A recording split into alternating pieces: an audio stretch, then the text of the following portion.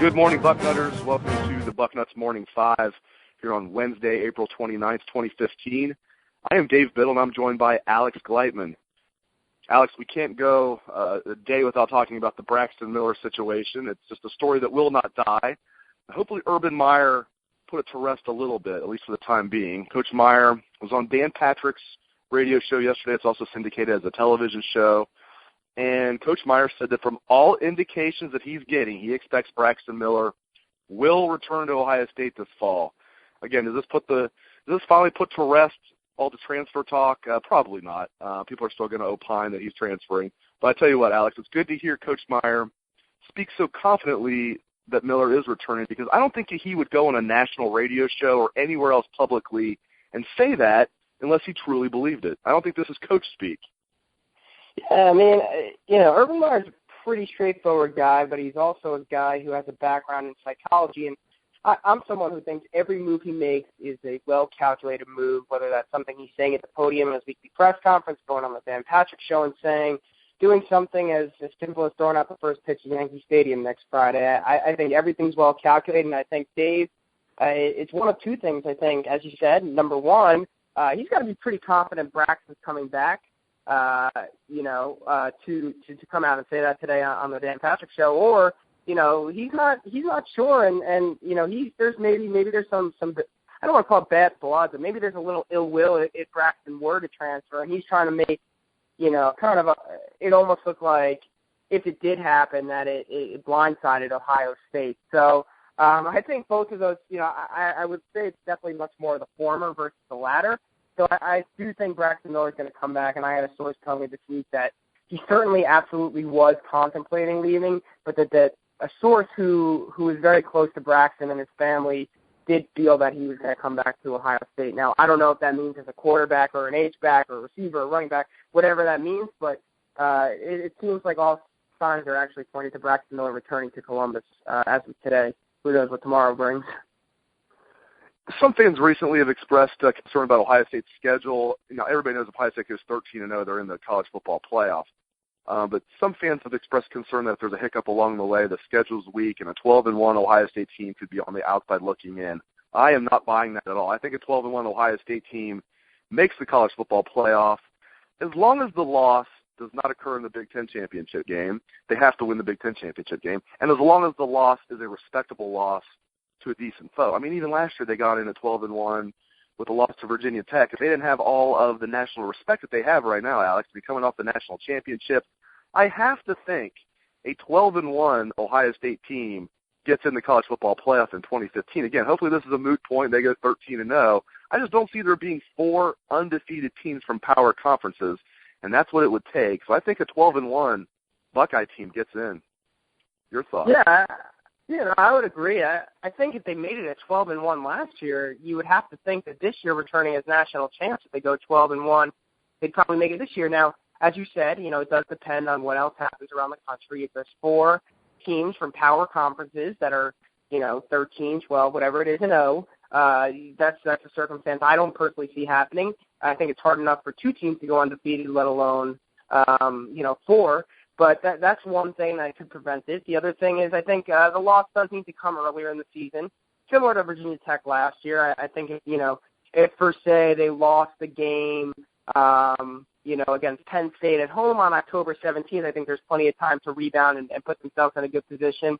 I even think that, as you said, a loss against a good team like a Michigan State, that might bump them down from the 1 spot to maybe the 3 or 4 spot or the 5 or 6 spot if they come back and win the Big Ten championship game that puts them back in that playoff spot. So I think that I do think the short answer is yes. I do think a 1-loss Ohio State team would get in the playoffs. Obviously, there's a lot of things they can't control, but if everything is as we assume it would be, I think 1 loss would be fine. Now, you mentioned the Big Ten championship game. To me, I'm not really sure. Like, if they're 12-0 going into that game, maybe they don't play Nebraska in the regular season or Wisconsin. If one of those teams is a quality team, maybe 11-1 going into that game, or 10, let's call it 10-2 because two-loss teams not making the playoff more than likely. A 10-2 team, and they come in and they lose a close game, and they're 12-1 at that point. I understand not putting a conference champion in the playoff. I think you should have to win your conference championship to play for the national championship.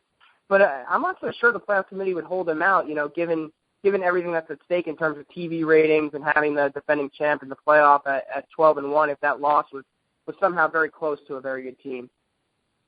Yeah, it could break their way even in that scenario. I see what you're saying. I just to play it safe, I was saying that they need to win the Big Ten championship. But you're right. Theoretically, they could be 12-1 with a loss in the Big Ten championship game. And if there's not really, there's a glut of one-loss teams out there. There's not an undefeated team from a power conference. Maybe then a 12-1 Ohio State team that doesn't win the Big Ten championship could sneak in. But I think the bottom line, they do have some wiggle room. People that are concerned about the schedule, I think they could even slip up somewhere along the way, like Alex and I are saying, and still get in. So I think Ohio State does have a little bit of wiggle room, even with this somewhat weak slate. Okay, now moving right into Alex's wheelhouse, let's talk some recruiting. I want to start off talking about wide receiver recruiting. Justin Lane, of course, committed to Michigan State last week. Ohio State fans were not too pleased about that, to say the least. However, the Buckeyes are a heavy favorite to land four-star wide receiver Austin Mack from Fort Wayne, Indiana. In fact, looking at the crystal ball, Alex, 84% of the crystal ball picks are going Ohio State's way. So talk about Justin Lane. Can Ohio State get back in it? Talk about Austin Mack, and just talk about everything else that's going on with wide receiver recruiting. Yeah, so I think it's important for people to know that right now, in terms of true wide receiver spots, I'm not talking George Hill, I'm not talking to Mario McCall, anyone like that. True outside wide receiver spots, there's two in the class. This class, Ohio State can afford to be very selective, not only because of the space, but because of the position they're in as national champs, fourth, recruiting cycle under Urban Meyer. They got things rolling. And Justin Lane is a guy they like. I think he's a tremendous player. He's from Ohio. He's a guy they offered, but he's one of those very rare case of Ohio guys right now that they quote-unquote offered that they weren't pushing on. He wasn't a take right now. I want to make that very clear. He's a very good football player, but he wasn't a take. He's a guy they liked, but they didn't like as much as Austin Mack, as you mentioned before, or Donnie Corley from Michigan, as well as some other guys, Benjamin Victor, Sam Bruce, Nate Craig Myers. Those are the guys who are absolute takes right now, and they just feel that they're in a really good spot with a couple of those guys, particularly Mack being one of them. He announced it's June 7th. I expect it to be Ohio State. And so they really haven't been pushing for Justin Lane. Now, that being said, Michigan State did an outstanding job recruiting him, but if Ohio State were to come in and really start to push for Justin Lane in, the next few months, I don't think it's out of the question. He could potentially flip down the line. He's very good friends with Jerome Baker, his former teammate who signed with Ohio State and will enroll in June, and that would obviously help the situation, not to mention he grew up rooting for the Buckeyes. But right now I think Ohio State's in a great spot with Austin Mack to land him on June 7th, and I think they're in a battle with Michigan State to land Donnie Corley. And if they could get both of those guys, they'd be done at the wide receiver spot and be extremely happy with the two guys they got. Yeah, Jerome Baker, of course, originally committed to Florida. Maybe Justin Lane eventually will flip as well to the Buckeyes if the Buckeyes want him. But as you mentioned, Michigan State doing a great job. If Michigan State can get that second tier, not that he's even second tier, but those guys, those top guys from Ohio that Ohio State for some reason doesn't want. I mean, Michigan State's doing a great job of doing that with L.J. Scott last year. That's what Michigan used to do. Well, Michigan used to just flat out recruit Ohio State in Ohio, but good for Michigan State. I feel good for those guys. I always root for Coach D'Antonio, other than when he's playing against Ohio State.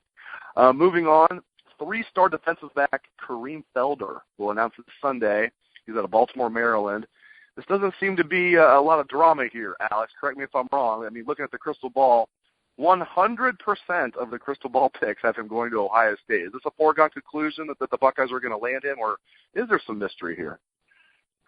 Well, when Bill Kurelich's going on the site saying he's very I forget his exact words. I don't want to put words in Bill's mouth. I know he doesn't like it when you do that. But he basically said he'd be extremely shocked if Kareem Felder is not an Ohio State Buckeye. The kid told him when he visited Ohio State that he was thinking he was going to flip to Ohio State. He decommits from Virginia Tech, says he has a school in mind. I don't think there's any surprise. The only surprise would be if he doesn't pick Ohio State. on Sunday. And, Clemson's in the mix, and some other schools, Miami, Nebraska, came through with offers this week, but it's really Ohio State and Clemson. I don't care what he says about Virginia Tech. He's not committing to them 1 week after decommitting. And, again, right. the only surprise would be if he picks Clemson and not Ohio State. But I think he's going to be a bust. Yeah, Alex, I've known our good friend Bill Kurelic, the dean of Ohio State football recruiting, for many a year, and he does not use the word lock at all, even in his own house. He doesn't. Honey, can you make sure the front door is fastened? He doesn't use the word lock in any facet of life. But when he says that he'll be shocked if Kareem Felder doesn't commit to Ohio State, that's Bill Kurelic, as close as he'll ever get to using the word lock. So we obviously expect Kareem Felder will be the 13th member of this ever-growing Ohio State 2016 recruiting class. Again, he will announce on Sunday, so look for that. We'll have full coverage on the site. I'm sure Bill Kurelic already has the reaction story written. Moving on, the final guy I want to talk to you about, three-star corner Tony Butler. Will he be offered by Ohio State? I know from talking to you that coaching staff wanted him to camp, which they do. Urban Meyer is outspoken about this. He's not a fan of where the recruiting calendar is. He likes to get guys in camp. In fact, he takes it a step further. He likes to see the first few games of their senior season, but then you run the risk of kind of turning off these guys, risking the thought that you're slow playing them, that you're disrespecting them. So Michigan stepped up with an offer for Tony Butler. He's out of Lakewood St. Ed's. He's committed to Pitt. Do you think Ohio State will offer? Well, Dave, I think the only thing for certain here with Tony Butler is that he's not going to stick with Pitt. I think that's pretty clear at this point. The guy has 19 offers. I mean, he's a very good player. I really like this kid a lot. He was a guy who played receiver for a lot of his career, and then over the last year really is when toward the end of last football season is when he's made that transition to a full-time defensive back. Alex Stump got injured. St. Ed's needed David Dowell to play a little bit more receiver. They slid Tony Butler into his spot defensive back. He flourished on the way to the state title game, and that's really when the kid emerged. So I don't want to call him a late bloomer, given that he hasn't even started his senior year yet, but he kind of is in today's recruiting sense. He's a little bit of a late bloomer. He's a guy Ohio State really likes a lot. He's a long, athletic guy who at 6'2", 195 pounds can play cornerback. I think he's going to grow into a safety, but he's like a long, rangy athlete. A guy like I would say body type similar to Tyvis Powell in the sense that he's got those really long arms. But he glides a little bit better, moves a little bit better than Tyvis Powell. He's got great ball instincts and good ball skills, given that he used to play receiver. So, he is a guy that Ohio State really likes. But they wanted to see him. They put him in a boat with a guy like Austin Andrews out of Columbus DeSales and A.J. Rose out of Cleveland that's committed to Kentucky. And they wanted to see those guys all camp and see kind of who came to the top, when they were put under competition in front of the Ohio State staff. But Michigan came in and offered last week, and his old high school head coach, Rick Bonatti, is now at Michigan on that support staff, which is definitely a draw for Tony. Michigan, Ohio State fans in the front row, they don't want to admit it. Yes, Michigan has been down the last couple of years. They haven't been the same program they were earlier in the decade or in the 90s or anything like that, but it's still Michigan. It's a great education. It's one of the blue bloods of college football. They have one of the best head coaches in the country in Jim Harbaugh, a guy who brought a team to the Super Bowl a couple of years ago and brought Stanford, kind of back to prominence in college football. So, this is a guy who, Tony Butler's in a tough situation here. Do you jump on this Michigan offer? I don't think his spot's going to be lost anytime soon. Or are you willing to wait and go camp at Ohio State, where everyone knows at this point that's where he really wants to be? So it's a tough situation. Right now, Tony told me, as early as yesterday that Chris, the coaches they were supposed to decide 2 days ago whether they were going to offer him or not. And they decided, they told Tony, you know what, we need a little bit more time. We're going to review things. We're going to review the numbers. We're going to review your film. We'll hopefully have a decision for you this week. I think Ohio State is really just trying to make that decision. I just have this gut feeling he eventually gets the offer and he is a Buckeye. But, if that offer doesn't come within the next couple of weeks, I can easily see him just pulling the trigger on Michigan. Fantastic insights out of Alex Gleitman. I appreciate it, my friend. Thanks to all the listeners out there. I appreciate you guys tuning into the show. Hope you have a great day. Take it away, best damn band in the land.